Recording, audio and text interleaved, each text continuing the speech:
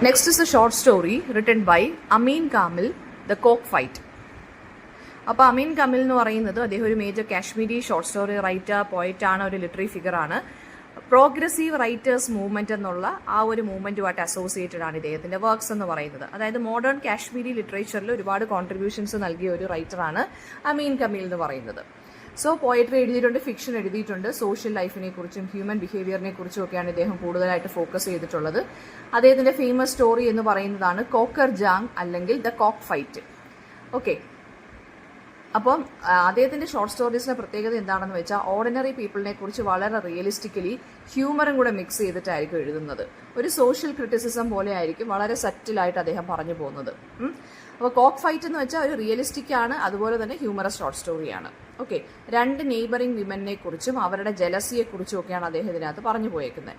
ഒരു കോക്ക്, അതായത് പൂവൻകോഴി, റൂസ്റ്ററിനെ കുറിച്ചാണ് ഇതിനകത്ത് ഇവിടെ പറഞ്ഞു പോയേക്കുന്നത്.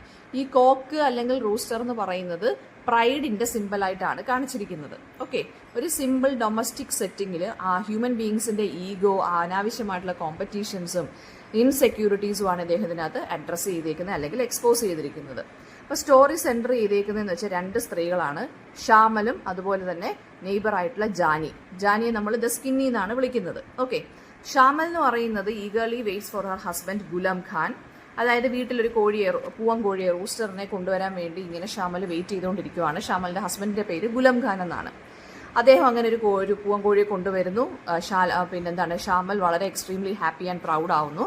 അത് ഷോ ഓഫ് കാണിക്കാൻ വേണ്ടി ജാനി ആയിട്ടുള്ള നെയ്ബർ ജാനിയുടെ അടുത്തിട്ട് ഇവർ കൊണ്ടുപോവുകയാണ് ഈ ഒരു പൂവൻ കോഴിയെ.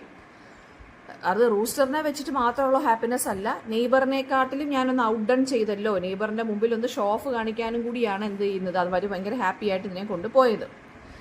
ഷാമലും ജാനിയും ഓൾറെഡി ഒരു സ്ട്രെയിൻഡ് റിലേഷൻഷിപ്പിലാണെന്ന് വെച്ചാൽ നെയ്ബേഴ്സ് ആണ്, പിന്നെ രണ്ടും ലേഡീസ് ആണ്. സോ എന്തോ ഒരു ഈഗോ കൈൻഡ് ഓഫ് പ്രശ്നം നേരത്തെ ഉണ്ട്, എക്സിസ്റ്റ് ചെയ്യുന്നുണ്ട്.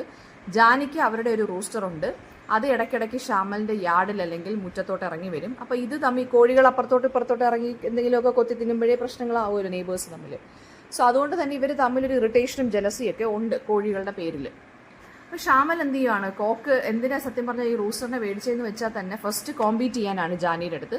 സെക്കൻഡ് എന്താണ്, സുപ്പീരിയോറിറ്റി അസേർട്ട് ചെയ്യുക, അതായത് എനിക്കും ഉണ്ട് പൂവൻ കോഴി എന്നിങ്ങനെ കാണിക്കാൻ വേണ്ടിയാണ്.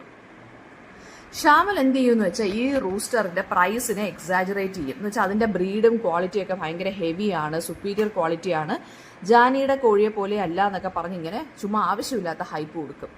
അത് അവരുടെ ഇൻസെക്യൂരിറ്റി അല്ലെങ്കിൽ ആ ഒരു സോഷ്യൽ സ്റ്റേറ്റസിന് വേണ്ടിയുള്ള ഡിസയർ ആണ് കാണിക്കുന്നത് ആരുടെ, ഷാമലിന്റെ.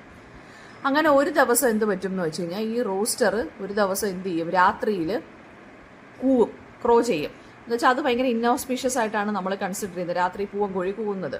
അപ്പോൾ ഷാമൽ വളരെ ആൻഷ്യസ് ആൻഡ് എംബാരസ്ഡ് ആയിട്ട് മാറും. അപ്പോൾ എന്ത് ചെയ്യുമെന്ന് വെച്ച് കഴിഞ്ഞാൽ ഇവർ എക്സ്പെക്ട് ചെയ്യണോ അടുത്ത ദിവസം ജാനി എന്തായാലും എന്നെ മോക്ക് ചെയ്യും, എന്ന് വെച്ചാൽ നിന്റെ പൂവൻ കോഴി രാത്രിയിലാണല്ലോ കൂവുന്നതെന്നും പറഞ്ഞ്. അപ്പം ഇവരെന്തോ ചെയ്യുമെന്ന് വെച്ചാൽ കോക്കിനെ കൊല്ലാൻ വേണ്ടി തീരുമാനിക്കും. അത് അവരുടെ ആ ഒരു സൂപ്പർസ്റ്റിഷനെ അല്ലെങ്കിൽ ആളുകൾ റിഡിക്യൂൾ ചെയ്യും എന്നുള്ളൊരു പേടിയും കൊണ്ടാണ്. അങ്ങനെ ഷാമൽ എന്ത് ചെയ്യും, കോക്കിനെ ഒരു സ്ലോട്ടറിനടുത്ത് കൊണ്ടുപോകും, അതായത് ഇറച്ചിവെട്ടുകാരൻ്റെ അടുത്ത് കൊണ്ടുപോകും. ആൻഡ് ഈ ഹ്യൂമിലിയേഷനൊക്കെ അവോയ്ഡ് ചെയ്യാനും, അതായത് നാണക്കേട് മാറ്റാൻ വേണ്ടിയാണ്. ഈ കോഴി ഒന്ന് രാത്രി ഒന്ന് കരഞ്ഞെന്ന് പറഞ്ഞിട്ടാണ്. Before she can kill it, രണ്ട് കോഴിയും കൂടെ എന്ത് ചെയ്യും, ഫൈറ്റ് ചെയ്യാൻ തുടങ്ങും.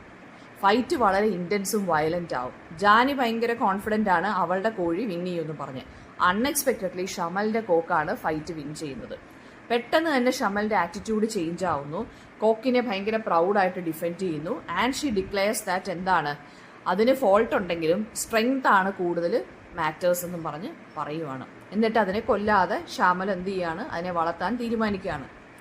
അതായത് ഈ കൊല്ലാൻ കൊണ്ടുപോകുന്നതിൻ്റെ ഇടയ്ക്ക് ഈ രണ്ട് പൂവൻ കോഴികളും കൂടി, അപ്പുറത്തെ പൂവൻ കോഴിയും ജാനിയുടെയും ഇവളുടെയും കൂടെ പൂവൻ കോഴി കൂടി എന്ത് ചെയ്യാണ്, ഫൈറ്റ് ചെയ്യാൻ തുടങ്ങി. അവസാനം ഷാമലിന്റെ കോഴി ജയിച്ചപ്പോഴാണ് ഷമലിന്റെ മൈൻഡ് മാറിയത്. എന്താണ്, സ്ട്രെങ്ത് ആണ് മാറ്റേഴ്സ് മോർ, അല്ലാതെ ബാക്കി അതിന്റെ ഫോൾട്ടുകളൊന്നും നമ്മൾ ഡസൻ മാറ്റർ എന്നും പറഞ്ഞിട്ട് എന്ത് ചെയ്യുന്നത്, അതിനെ ഡിഫെൻഡ് ചെയ്ത് സംസാരിക്കാൻ തുടങ്ങിയത്. എന്നിട്ട് ആ ഐഡിയ ഓഫ് കില്ലിങ്, ആ ഒരു കില്ലിങ് എന്നുള്ള ഐഡിയ കളയുവാണ്, അബാൻഡൻ ചെയ്യുവാണ്, ഷാമൽ കളയുകയാണ് ചെയ്യുന്നത്. ഇത്രയേ ഉള്ളൂ സ്റ്റോറി.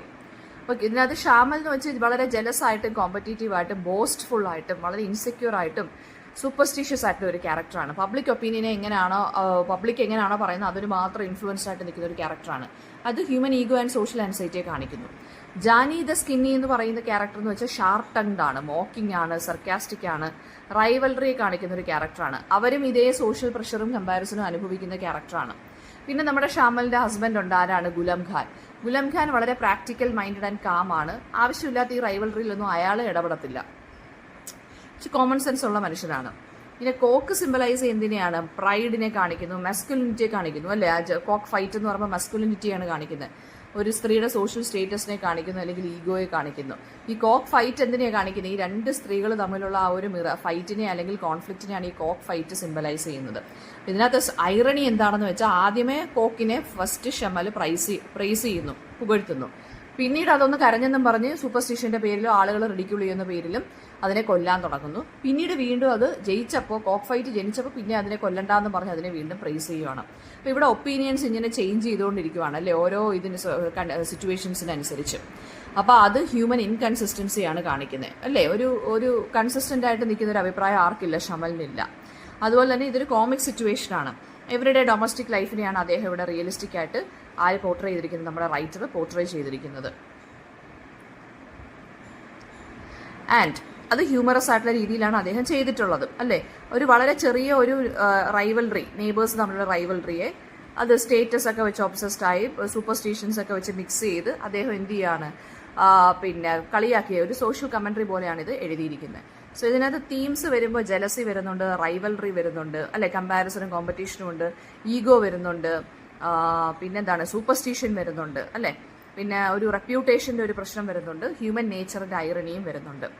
അപ്പോൾ humour plus social criticism, human behaviour, ego, rivalry, നമ്മുടെ ഹ്യൂമൻ ബീങ്സിൻ്റെ ഒരു ഹിപ്പോക്രസിയാണ് ലാസ്റ്റ് കാണിക്കുന്നത്. എന്ന് വെച്ചാൽ അത് ഉടനെ കോക്ക് ഫൈറ്റ് ജയിച്ചപ്പോൾ അയ്യോ ഇനി അതിനെ കൊല്ലണ്ട, അത് ഭയങ്കര എന്തോ പിന്നെന്താണ് നല്ല കോഴിയാണെന്നും പറഞ്ഞ് അതിനെ അങ്ങ് എടുക്കുകയാണ്. അപ്പോൾ ഇത് ഹ്യൂമൻ ഈഗോയെക്കുറിച്ചും ജലസയെക്കുറിച്ചും ഒരു സോഷ്യൽ കോമ്പറ്റീഷനെ കുറിച്ചുമാണ് ഈ ഒരു ഷോർട്ട് സ്റ്റോറി പറയുന്നത് കേട്ടോ. ഒരു സിമ്പിൾ ഡൊമസ്റ്റിക് ഇൻസിഡൻറ്റിനെ വെച്ചിട്ട് എക്സ്പോസ് ചെയ്തിരിക്കുകയാണ്